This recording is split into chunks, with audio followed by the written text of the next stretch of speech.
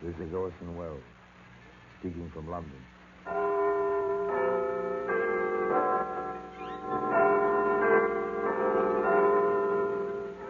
The Black Museum, a repository of death, a repertorium of violence. Here in a grim stone structure on the Thames, which houses Scotland Yard, is a warehouse of homicide, where everyday objects, a briefcase, a medicine bottle, a carpenter's rule, all are touched by murder.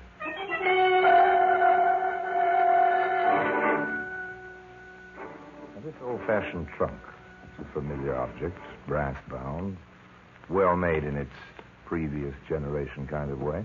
Perhaps you've one like it in the attic of the storeroom. Perhaps you've traveled with it at one time. Even checked it at the luggage room. Heavy, this one.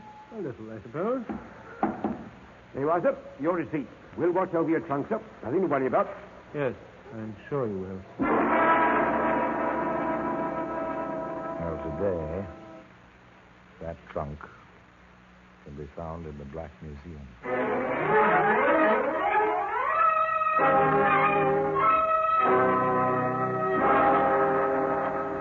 From the annals of the Criminal Investigation Department of the London Police, we bring you the dramatic stories of the crimes recorded by the objects in Scotland Yard's Gallery of Death, the Black Museum.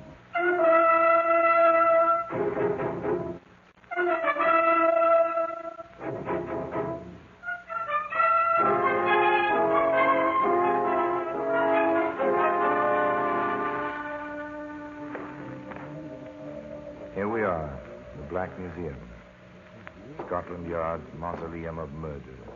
Not particularly well lit. The vaulted ceiling disappeared in shadows, but ghost-like shadows. The vast majority of the people who use the articles exhibited here are ghosts by the verdict of 12 of their fellow countrymen, and sentenced by His Majesty's judges and the assistance of the execution.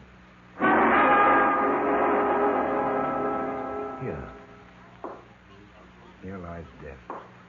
All along the walls, on the tables, even on the floor. Each article feels encrusted with horror, webbed in the memory of homicide. Some for more than a century. Here, on this shelf, it's a common object, a gasoline can. About a gallon. But the contents were poured over a human body and a match was lighted. Only the man who poured that horrific libation left his fingerprints on the tin. There we are. There's the trunk. It's easily handled. It's empty now. But once upon a time... Oh, yes, this is the tale. For all intents and purposes, it begins in Charing Cross Station in London, with the porter who noticed someone drop a bit of paper in the hurrying crowd. Here, Davy. Fella dropped this. I tried to catch him. No luck. Too bad. He meant to throw this away, though. You'd have had nothing from him for your trouble. How do you mean he meant to throw it away? Well, crumpled into a little ball, isn't it? All crinkled like it is. Yeah, that's true enough. Here, but look at your timestamp. He checked that trunk in with you 10 minutes ago. See? Yeah, you're right about that. 10 minutes ago. If the paper had been dropped in a waste can, if the obliging porter hadn't seen it fall, if there'd been no time stamped on it. What do you do in cases like this, mate? Well, just wait a bit and then notify the police. Well, why wait a bit? Yes, wait a bit. Please. Just to be certain that the fellow who threw the receipt away meant to do it. I'm a cautious fellow, a checkroom attendant. After 3 days, I wanted to ask about the trunk. He didn't call the local police station. No, not he. He placed his call to Scotland Yard. Inspector Walsh dropped by to have a look at the trunk. It is heavy, isn't it? Of course, it might be just books. In it, I mean, Inspector. Yes, it might be just books. Ready? Open. Oh, just old newspapers, it looks like. Oh.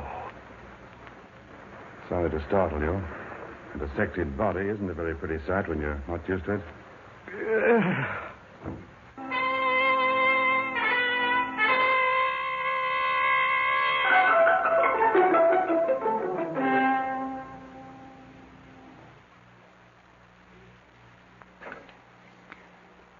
Another dramatic incident in the life of Harry Lime unfolds this Thursday evening at 9:30 on KUOW.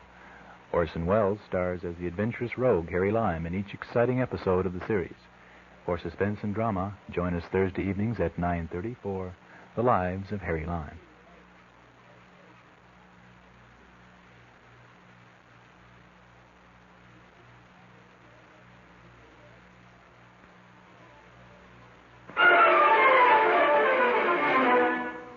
The trunk was removed to Scotland Yard. Its contents, once human, were turned over to the yard pathologist.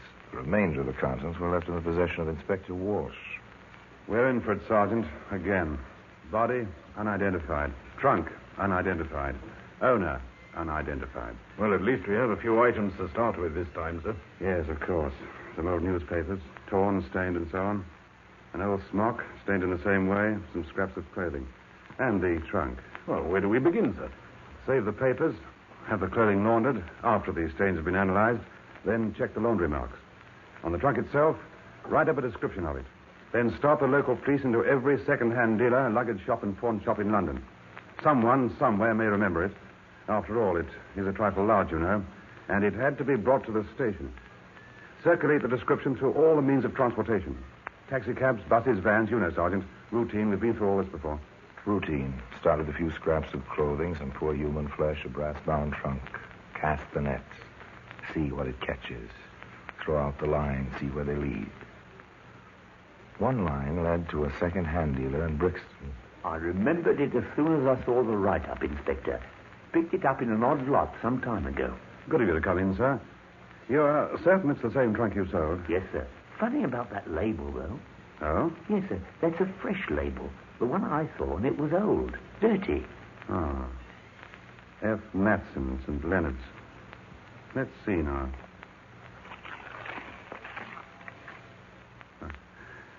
There's your old label, underneath the new one. Same address, sir. Yes, but the old one was spelled correctly. Notice? Leonard's. Leonards.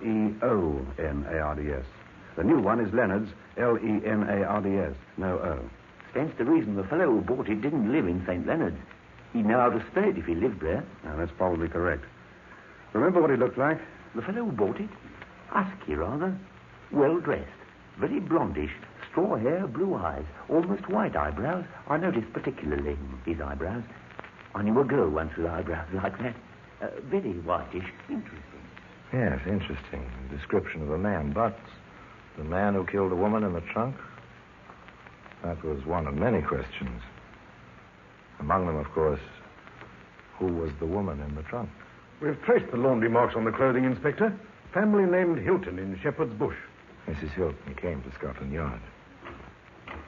We're very sorry to have to ask you to do this, Mrs. Hilton, but you may be able to help us. So this is what a morgue looks like, Inspector. Yes, more antiseptic than anything else. We'll make this as easy as possible. She's in here.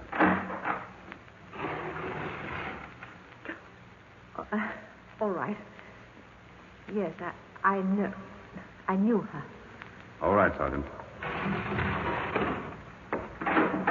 Her name was Brady. She worked for me as a cook, temporarily. Came through an employment agency. I can give you the address. The net was working. The lines were developing. Police routine, the Scotland Yard thoroughness was beginning to pay off. The woman's name was not Brady. At the address the employment agency gave me, she was known as Burnside. She's been missing since March the 4th. More muddy waters? Or another link? A woman with an alias, missing but unreported, inexorably. The wheels grind on, turning up, among other matters, a cooperative cab driver. You're positive this was the trunk? Positive, Governor. Where did you get the call? In Ravenswood Row it was. That line of old houses they've made offices out of. From the road to Charing Cross Station it was. Do you remember the man himself? He had his hat pulled down, sort of. But he was a husky one. I remember thinking he had to be to get that trunk as far as the sidewalk on his own, and his hair, what I could see of it, was lightish. Well, I hope I've been a help, Inspector. If I do remember anything more. Oh, yes, it was a help. So was the bus conductor who remembered letting the husky blonde man board his bus with his trunk, light and empty at the time, in Brixton, near the second-hand dealers. And piece by piece, the jigsaw puzzle was filling in. Patience, Sergeant. We know who the dead woman was. We have a description of a man with a trunk. We've traced the trunk from Brixton to Ravenswood Road, and from there to Charing Cross. Now, a house-to-house inquiry in Ravenswood. Be thorough, Sergeant. Very thorough. And, of course, the good Sergeant King was very thorough. A clerk on the first floor of number 12, Inspector, noticed the trunk in the hallway on the 5th of March. It was gone on the 6th. The day the trunk was checked at the station. Yes, sir. Now, number 12 has 3 floors, a suite of offices on each floor. The second floor's closed up, no name on the door. Third floor has been occupied for some time. I have the name of the rental agent, Inspector. Yes, Inspector. Number 12 is our building. We manage it from the state, that is. Here now. Yes. Number 12, Ravenswood Row. The lessee is F. Lawrence Maxwell. Business, factoring. The red tab on the card, that means pays by mail regularly. Then you've never seen Mr. Maxwell? No. One of our outside men showed him the premises. Would you be interested in his home address? Yes, I would. According to our records, he lives at 210 Merivale East in Camberwell. At last, a shadowy figure begins to emerge into the light. F. Lawrence Maxwell, 210 Merivale East, Camberwell. At that address, Inspector Walsh asked, Is Mr. Maxwell at home? and the landlady answered, Mr. Maxwell? Oh, I'm sorry, sir. He moved out and left no forwarding address. That was the evening of March the 6th. I remember it distinctly, sir, because he paid the whole month and didn't ask for a refund. a blank. The end of the line. Not a trace.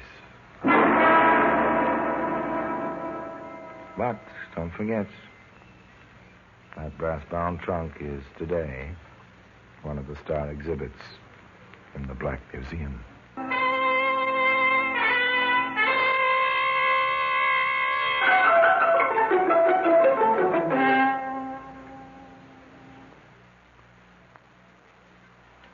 Each Sunday afternoon at 4, KUOW brings drama back to radio with Theater of the Air.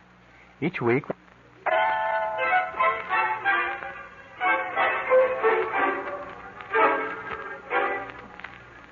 The net so painstakingly woven, the lines so carefully cast, all led to nothing. A trunk, a dismembered body, a dozen people all trying to help, nothing. Was this going to be one of the mementos in the Black Museum marked Case Unsolved? Inspector Walsh waited. F. Lawrence Maxwell was somewhere. And living people rarely, if ever, move through life without a trace.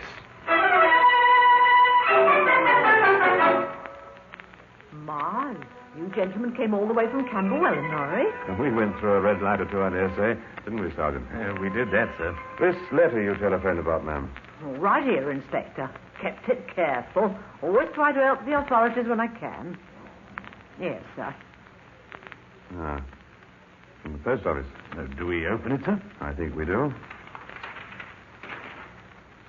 Oh, dear. Nothing but a notice. Undelivered telegram. Yes, to Maxwell, Red Dog Inn, Hammersmith. Funny. Sending a telegram to himself in Hammersmith? Oh, that wouldn't be to himself. It would be to his wife. Mr. Maxwell told me once she has a position in Hammersmith. A wife. Well. Was she still in Hammersmith at the Red Dog Inn? She was. And so was F. Lawrence Maxwell.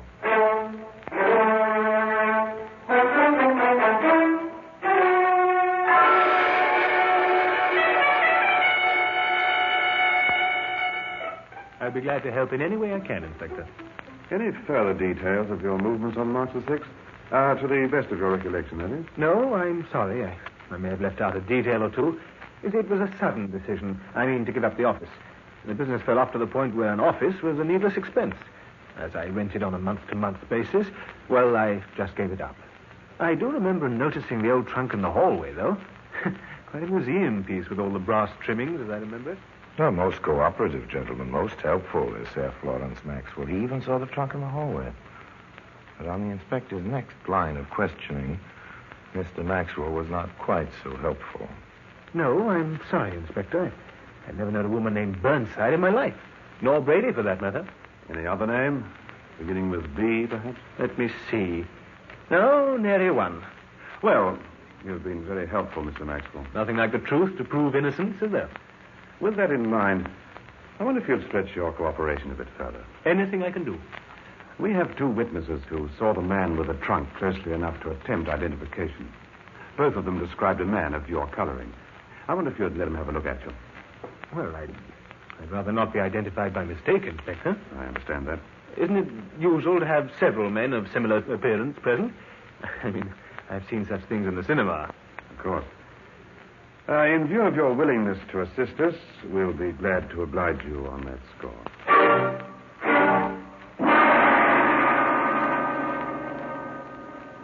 Decent of the inspector, don't you think? Decent at Maxwell, too. They worked well together. And within a few hours, Maxwell stood in a line of 5 men, all of them approximately his build and blondness. Maxwell was second from the left. The taxi driver entered the room. I'm none too certain, Inspector. My man had his hat pulled down.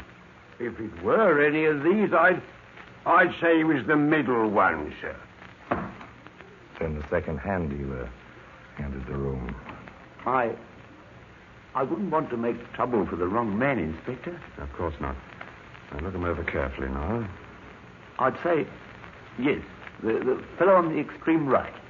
Thank you. Sorry to have taken you from your business this time of day. And thank you, gentlemen. Will you want me for anything else, Inspector? Thank you, no, Mr. Maxwell, not for the present.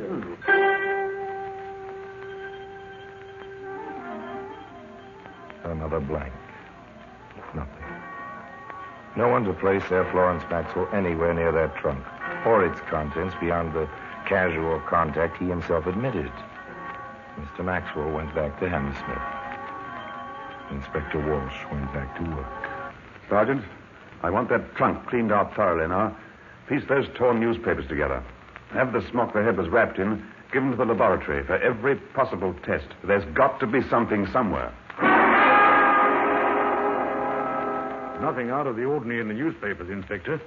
But the physical test laboratory reports that under ultraviolet light, the smock shows lettering that was printed on the material but washed out with constant laundering. And that lettering, Sergeant? Red Dog Inn, Hammersmith. Now, Sergeant, all we have to do is to connect that Brady Burnside woman with number 12 Ravenswood Row, 2nd floor. Let's go, Sergeant. I've had a search warrant ready for a week. Now they went to work on 12 Ravenswood Road, 2nd floor, in earnest. Board by board, the flooring was taken out, the old-fashioned tin ceiling was taken down, the desks and chairs were taken apart, paneling was removed, and plaster walls sounded. Samples of dust were analyzed. Powerful vacuum cleaners sucked every bit of lint from the upholstery and draperies. And when it was all over, Nothing. Absolutely nothing. Unless this hairpin is something, sir. Oh, that could be anyone's. Proves nothing. Is there an ashtray around here anywhere, Sergeant? Yes, under the desk, sir, there's a wastebasket. Metal one. Maxwell doesn't smoke. Yes, I remember that. Oh, well. Hello. Give me a tweezer, Sergeant. Yes, sir.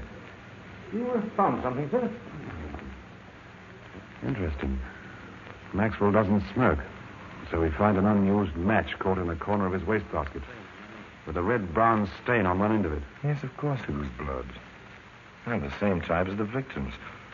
But the fact remains, as the inspector put it, A clever defense counsel could make a hash of the case.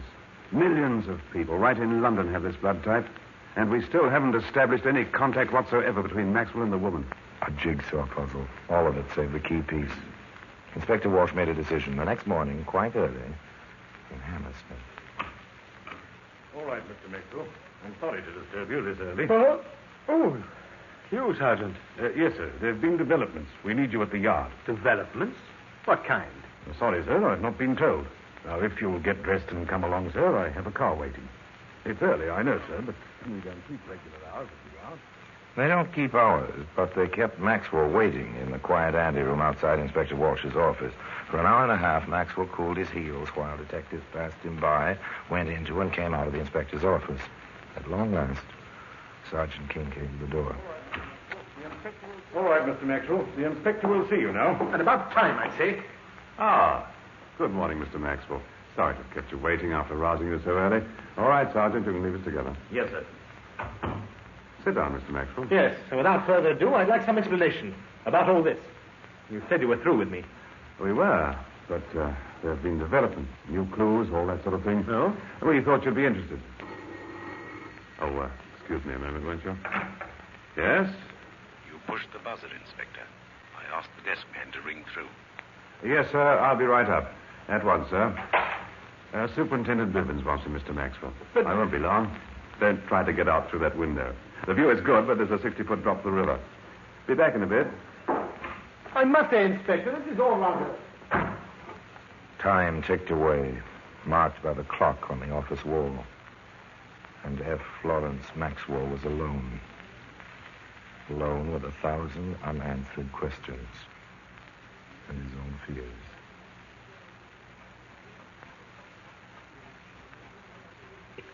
It's ridiculous. Absolutely ridiculous. Walking up and down, back and forth like some kind of caged beast. He can't know anything. He couldn't get me identified. Have they tied me to Louise? How could they? I destroyed every one of her letters. I never wrote to her. She thought she had me. She got what was coming to her right in the office. She dared to come to the office. Did they find anything in the office? In the office, Mr. Maxwell? Yes. They found a hairpin and a matchstick with blood on it.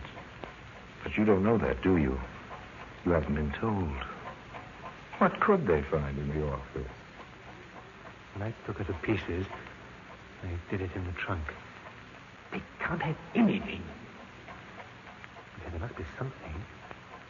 Well, there's got to be the inspector in Scotland Yard holding me here.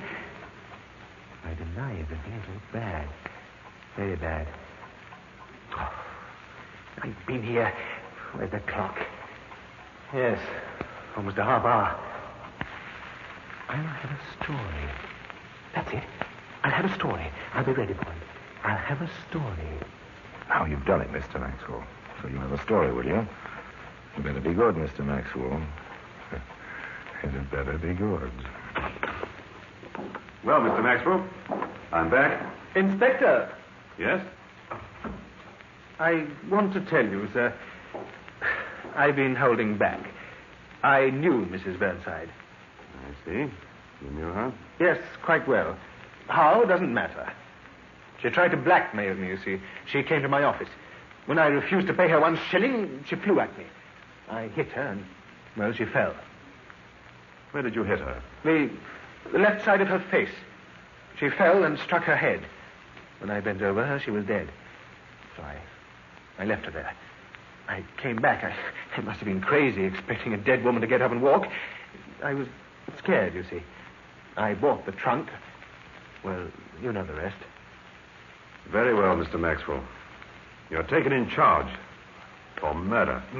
I must warn you, anything you say may be taken down in writing and used as evidence. But it was an accident, not murder. Sorry, Mr. Maxwell, but the medical evidence belies your story. Mrs. Burnside died of strangulation. You didn't hit her. You choked her to death. So, that winds up the case of Mr. Maxwell. But if you're interested, you'll still find the brass-bound trunk in the place of honor in the Black Museum.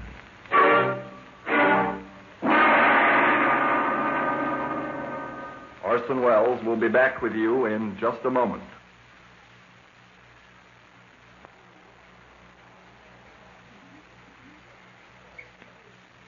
In the end, it was just routine, wasn't it? Methodical, hard-working routine based on experience, and plus just the touch of imagination a good policeman must always have. The trap was sprung in Wadsworth Prison, and the story ended 3 weeks later in the usual manner at the customary time. 8 o'clock in the morning with the customary payment to the hangman. And the trunk remains in its customary place within Scotland Yard, the Black Museum.